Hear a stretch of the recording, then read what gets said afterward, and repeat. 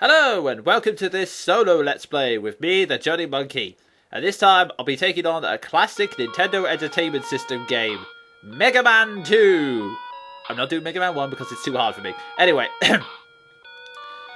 in the last Megaman game, Dr. Light created Megaman to destroy the evil desires of Dr. Willy.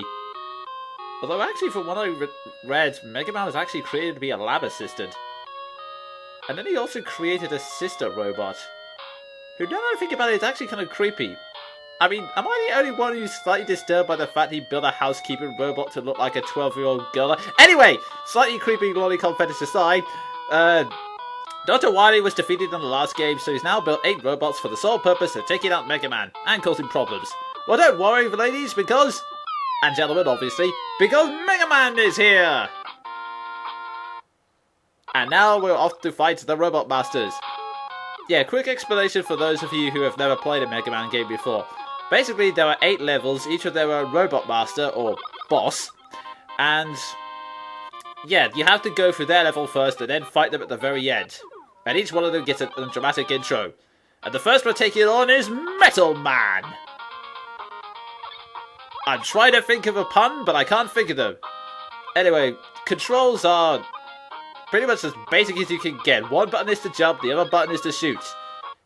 The controls are simple, but everything else is not. Because everything in this game is lethal. Including chains. Yeah, the chains are... I don't quite understand how they hurt Mega Man, considering that, you know, he's a robot. Chains can't hurt that much, surely, but... anyway, I'm digressing. Basically, what you have to do to avoid these crushing spike pendulum things, you have to basically just jump up to them under them whilst they go back up. So yeah, they're one platform you can give it for this level, but the main one you'll encounter often is those annoying conveyor belts. But yeah, you can get around that by basically pressing the opposite direction on the control pad.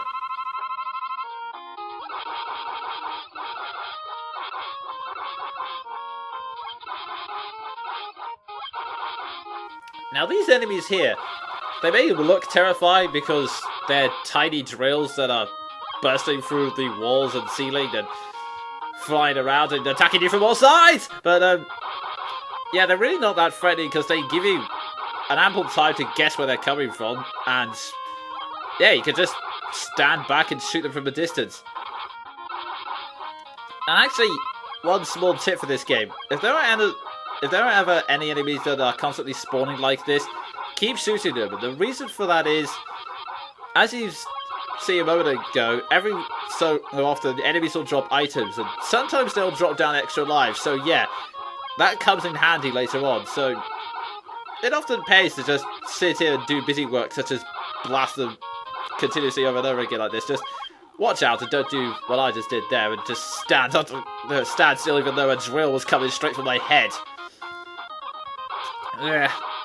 It sounds like this, I'm actually quite thankful that Mega Man has a health bar and doesn't die in one hit, because, yeah, you'll take a lot of hits in this game. In fact, sometimes it's better to just take the hits and just keep going rather than just trying to dodge them all the time. And yeah, don't try the trick I just did. They only spawn if you go down the conveyor belts. You don't do it if you go the other way.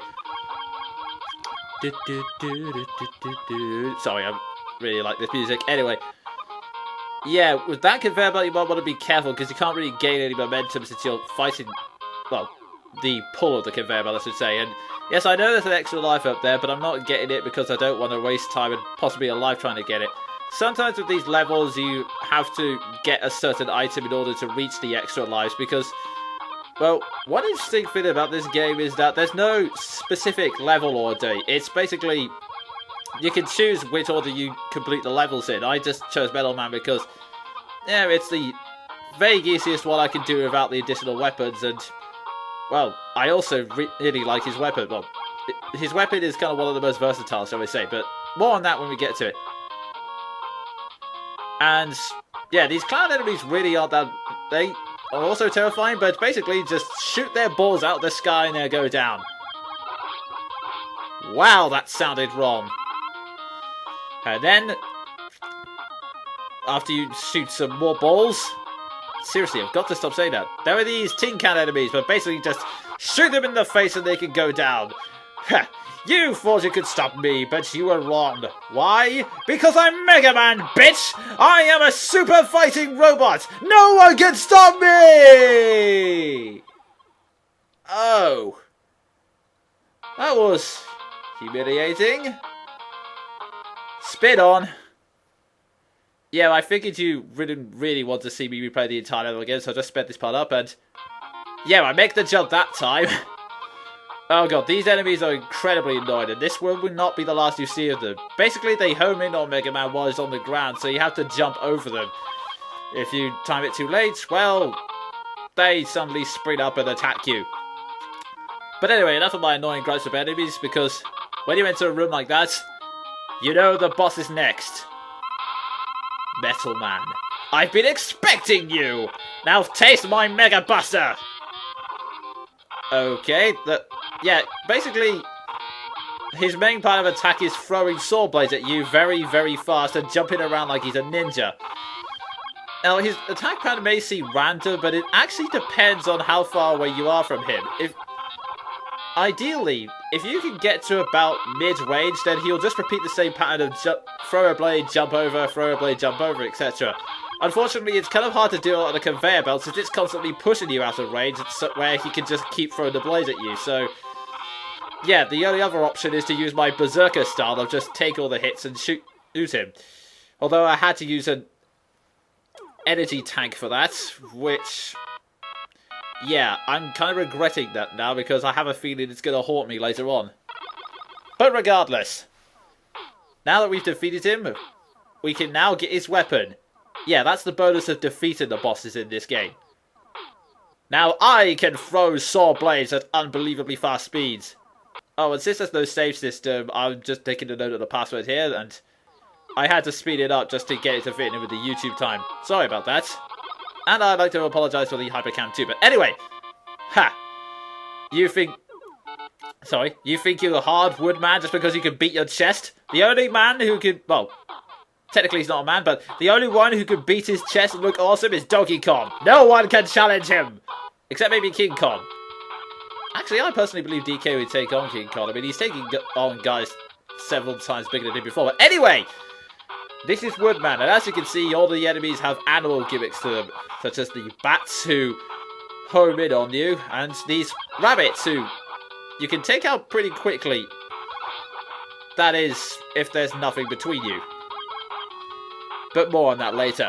Anyway, yeah, concentrate on the rabbits first and then take care of the bats, because the bats, they tend to stay out of your range for a few seconds, and then when they start homing on you, you can shoot them in the face. Oh, it's always fun shooting enemies in the face. Like so. Mega Man wouldn't be popular in Britain. We're trying to conserve bats for some reason, I don't know.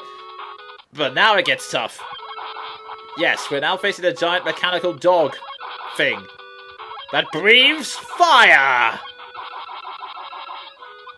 Yeah, he'll keep repeating the same attack again and again, so basically the key is just trying to find a suitable space where you can avoid the attack, although it can be unforgiving with the timing. If you're a little too late or a little too early, you will get hit.